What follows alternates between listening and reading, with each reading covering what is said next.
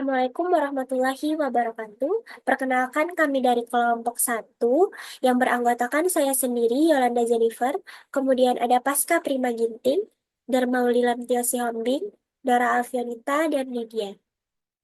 Pada video kali ini, kami ingin mempresentasikan tugas ujian akhir semester mata kuliah keamanan jaringan, membuat simulasi keamanan jaringan atau data dengan beberapa metode yaitu ISCBC dengan menggunakan PKCS 5.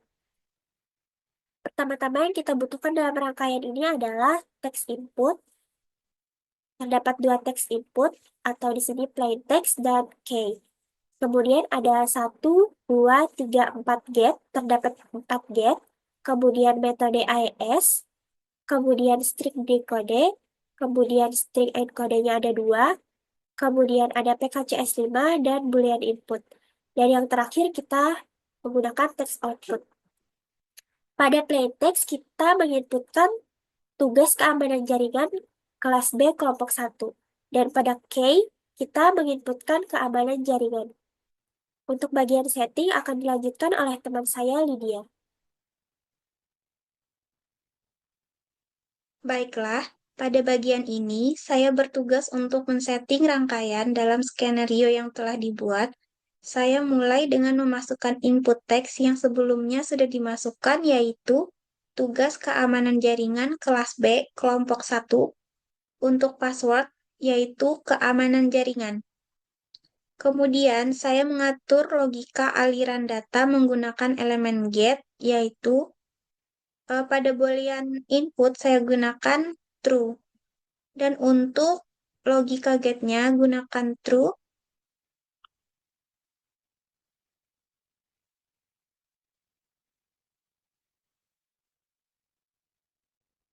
Lalu pada logika AES, saya menggunakan action enkripsi.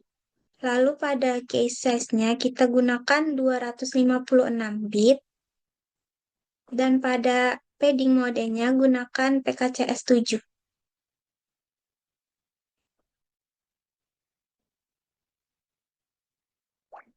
Setelah data diproses, gunakan elemen string decoder untuk menerjemahkan format data agar dapat dikenali oleh sistem, yaitu input formatnya menggunakan teks. Langkah terakhir, data tersebut dikodekan kembali menggunakan elemen string encoder, yaitu menggunakan input format base64 pada kedua string encodernya. Untuk penjelasan lebih lanjutnya akan dijelaskan oleh teman saya, Dora Alfionita. Baik, di sini saya akan melanjutkan untuk bagian enkripsi dalam rangkaian ini. Pertama-tama, teks tugas keamanan jaringan kelas B kelompok 1 diinputkan sebagai plain text yang akan dienkripsi. Selain itu, terdapat kunci enkripsi berupa teks keamanan jaringan. Kunci ini dimasukkan ke dalam PKCS5 padding untuk memastikan panjangnya sesuai dengan standar algoritma AES. Setelah melewati padding, kunci diteruskan ke modul berikutnya melalui komponen get 2 dengan nilai true. Selanjutnya, plain text dan kunci diproses masuk ke dalam modul AES. Hasil enkripsi dari modul AES kemudian diteruskan melalui komponen get dengan nilai true. Untuk output ada dua kemungkinan. Jika inputan melewati get string encoder dengan format teks, maka output yang dihasilkan tidak dapat dibaca karena modul AES menghasilkan data binar mentah. Dan jika inputan melewati get 4 dengan string encoder format base64, maka output dapat dibaca. Di sini saya akan mencoba untuk menjalankan rangkaian ini. Di sini inputan melalui get 3 dengan string encoder format text. Maka output yang dihasilkan tidak dapat dibaca. Jika get 3 string encodernya saya ubah menjadi format base64, maka output dapat dibaca. Untuk bagian dekripsi, Selanjutnya akan dijelaskan oleh rekan saya, Pasca.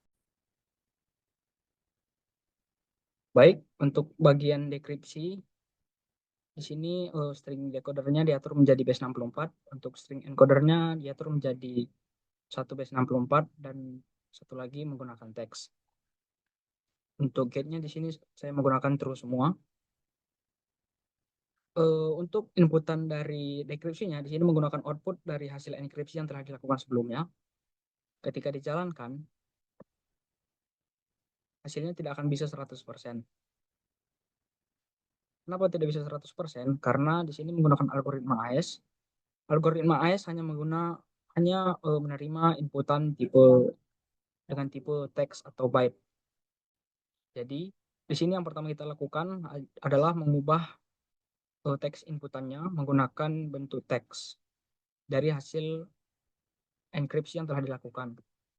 Jadi kita perlu masuk ke enkripsi. Di sini kan ada hasil dari base 64. Di sini kita ubah. Oh, di sini sudah diubah. Ini bisa diubah untuk teks. Ini menjadi teks atau ini menjadi base 64. Itu tergantung sesuai dengan keinginan yang kita mau untuk mendapatkan hasil output yang kita inginkan. Di sini untuk bagian awalnya di sini adalah output base 64. Dan di sini ketika di play, dia akan mengubah ke dalam bentuk teks. Nah, ini adalah output yang kita gunakan untuk bagian dekripsi. Jadi kita masukkan output dari enkripsi, lalu kita play. Sini sudah berhasil 100%. Oh, tapi dia di sini masih berbentuk hasil enkripsi. Bisa kita play lagi.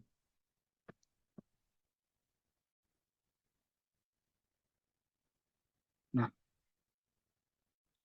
output dari enkripsinya bisa dilihat di sini ada tugas keamanan jaringan kelas B kelompok 1. Itu adalah bagian dekripsinya dari AES CBC menggunakan PKCS 5.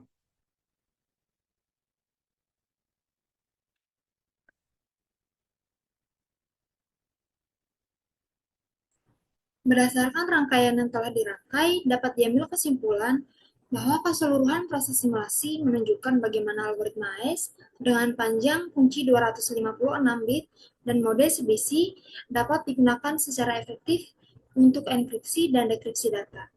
Pada tahap enkripsi, teks asli berhasil diubah menjadi ciphertext yang aman, sedangkan pada tahap dekripsi, ciphertext berhasil dikembalikan ke teks asli dengan konfigurasi yang sesuai.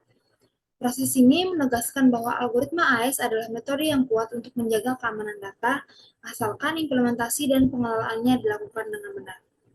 Sekian dan terima kasih.